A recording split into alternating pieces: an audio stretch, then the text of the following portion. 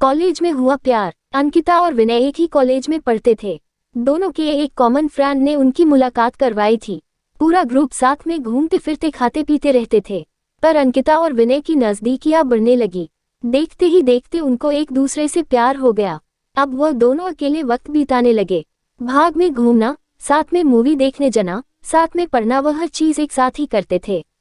देखते ही देखते कॉलेज खत्म हो गया और उनका मिलना भी कम हो गया। एक बार अंकिता और विनय दोनों एक समुद्र किनारे बैठे थे। अंकिता ने विनय से कहा, अब तो हमारी कॉलेज भी खत्म हो गई है, अब हम एक दूसरे के साथ वक्त कैसे बिताएंगे, और अब जल्द ही मेरे घर वाले मेरी शादी करवा देंगे। विनय ने उसका हाथ पकड़ते हुए कहा कि अंकिता तुम चिंता मत करो, मैंने एक दो कंपनी में अप्लाई कर दिया है, बस कुछ ही दिनों में मैं अच्छी नौकरी पर लग जाऊंगा, फिर हम अपने अपने घर में बता देंगे। 2 हफ्ते बाद ही विनय को अच्छी कंपनी में नौकरी मिल गई, जैसे कि उन्होंने तय किया था। उन्होंने अपने अपने घर पे बता दिया। विनय की मां तो मान गई, पर उसके पिताजी नहीं मान रहे थे, और यहाँ अंकिता के घर वालों ने तो साफ साफ इनकार ही कर दिया था। वो दोनों बहुत परेशान होने लगे कि अब क्या होगा, कैसे वह अपने घर वालों को मनाएंगे।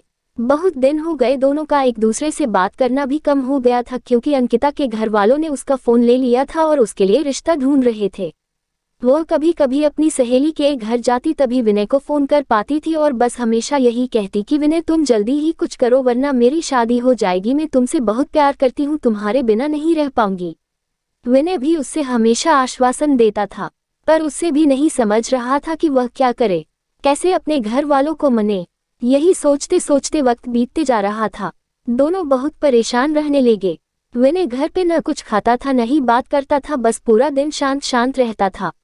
ये देखकर उसकी मां से रहा नहीं गया और उसने अपने पति को समझाया कि मुझे मेरे बेटी की खुशी से बढ़कर कुछ नहीं है, और अब अगर उसकी शादी होगी तो अंकिता से ही होगी, आप कल ही उसके घर जाके उसके माँ बाप से बात करो। अगले ही दिन विनय के पापा अंकिता के घर गए और अंकिता के माँ बाप से बात की और उन्हें समझाया कि हमारे बच्चों की खुशी में ही हमारी खुशी होगी। मेरा बेटा एक अच्छी कंपनी में काम करता है और उसकी तनख्वाह भी अच्छी है, वह आपकी बेटी को खुश रखेगा। विनय के पिताजी की बात सुनकर अंकिता के माँ बाप मान गए और शादी के लिए राजी हो गए। विनय और अंकिता की शादी धूमधाम से हुई। दोनों बहुत खुश थे। वो अपने हनीमून के लिए शिमला गए। हनीमून से लौटते ही विनय अपने काम पे लग गया। दोनों की जिंदगी हंसी खुशी बीत रही थी। उनकी शादी को अब 2 साल होने वाले थे, पर उन्हें अभी तक बच्चा नहीं हुआ था। घर वाले, रिश्तेदार, सब लोग अंकिता से हमेशा यही सवाल पूछते थे कि खुशखबरी कभी दे रही हो, पर वह हमेशा मुस्कुराकर बात टाल देती थी। विनय और अंकिता भी बच्चा चाहते थे, पर उन्हें हो नहीं रहा था। बहुत डॉक्टरों को दिखाया, सब टेस्ट भी करवाए, लेकिन कुछ फायदा नहीं हुआ।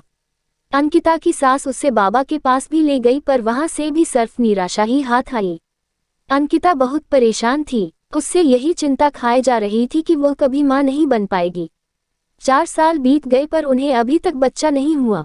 एक दिन विनय ऑफिस से लौट तो उसकी माँ उससे चिल्लाने लगी कि तूने अपनी मर्जी से शादी की, अब देख रहा है ना बच्चा भी नहीं हो रहा, अब हमारा वंश आगे कौन बढ़ाएगा।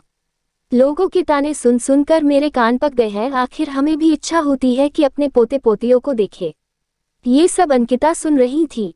विनय ने अपनी माँ को समझाया कि जरूरी नहीं कि आपकी बहू में ही कुछ कमी हो, मुझमें भी तो हो सकती है, आप शांत हो जाइए। जैसे तैसे उसने अपनी माँ को चुप करवाया और अपने रूम में चले गया, जहाँ अंकिता वहाँ बहुत रो रही थी।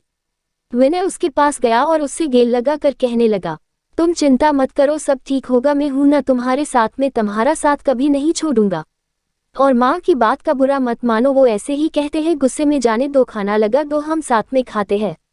अंकिता थोड़ा शांत हुई और खाना लेकर आई। दोनों ने साथ में खाना खाया और सोने लगे। पूरी रात अंकिता यही सोचती रही कि कैसी औरत हूं मैं, जो अपने पति को बच्चा भी नहीं दे पा रही, अपना वंश को आगे नहीं बढ़ा पा रही, कितनी बदनसीब हूं मैं।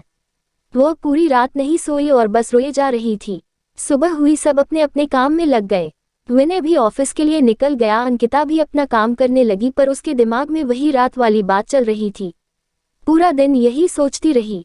रात को जब विनय घर आया तो अंकिता ने उससे खाना दिया और वह दोनों अपने कमरे में सोने की तैयारी कर रहे थे कि तब अचानक अंकिता ने विनय से कहा कि क्यों ना हम एक बच्चा गोद ले ले, अब हमें तो बच्चा नहीं हो रहा, क्यों ना हम किसी बच्चे को गोद ले और उससे माँ बाप का सुख दे और हमें भी बच्चे का सुख मिल जाएगा। विनय ये बात सुनकर बहुत खुश हुआ। वो दोनों दूसरे ही दिन एक दत्तक ग्रहण संस्था गए और वहां पूरी बात बताई। दत्तक ग्रहण संस्था वालों ने कहा कि आप एक फॉर्म भर दीजिए, जैसे जैसे ही सब जांच पड़ताल हो जाएगी आपको फोन आ जाएगा। उन्होंने फॉर्म भरा और एक आशा के साथ घर लौटे कि शायद अब उनकी परेशानी दूर हो जाएगी। 6 महीने हो गए, उनको कॉल नहीं आया। विनय जब भी वहां जाता वह लोग उससे एक ही जवाब देते कि कॉल आ जाएगा, पर इंतजार की घड़ियां बढ़ती जा रही थी। अब अंकिता हिम्मत हार चुकी थी, वो पूरी तरह से टूट चुकी थी। विनय भी आखिर कितना उसको समझा पाता, दोनों थक चुके थे। उन्हें अभी कोई उम्मीद ही नहीं रही थी कि वह कभी माँ बाप बन पाएंगे। पर विनय ने अंकिता का साथ और कोशिश करना नहीं छोड़ा। वह हर 2 दिन में संस्था जाता था। इंतजार करते करते 8 महीने हो गए थे और एक दिन अचानक विनय को कॉल आता है कि आप दत्तक ग्रहण संस्था में आ जाए, आपके लिए एक खुश खबर है। उसने तुरंत अंकिता को फोन करके दत्तक ग्रहण संस्था आने के लिए कहा। दोनों वहां पहुंचे तो उन्हें पता चला कि उनको एक बेटी गोद दी जा रही है, जो कि सिर्फ 5 महीने की है। विनय और अंकिता की खुशी का ठिकाना नहीं रहा। विनय तो खुशी के मारे वही नाचने लगा। वो दोनों उस बच्ची को लेकर घर आए। विनय की मां ने उनका पूजा की थाली से स्वागत किया। उन्होंने उसका नाम किरण रखा, जैसे वह उनकी जिंदगी में आशा की किरण हो।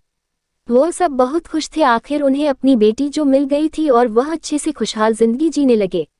बस यही होता है प्यार, जो हर वक्त में तुम्हारा साथ दे और यकीन दिलाए कि हमारी परेशानियां हमसे छोटी होती है और हमें कभी अपने जिंदगी में उम्मीद नहीं छोड़नी चाहिए। विश्वास हो तो हम सब कुछ पा सकते हैं। दोस्तों, आपको कहानी कैसी लगी कमेंट करके जरूर बताइएगा। कहानी पसंद आई हो तो वीडियो को लाइक शेयर करें और चैनल को सब्सक्राइब करें। वीडियो को पूरा देखने के लिए बहुत बहुत धन्यवाद दोस्तों।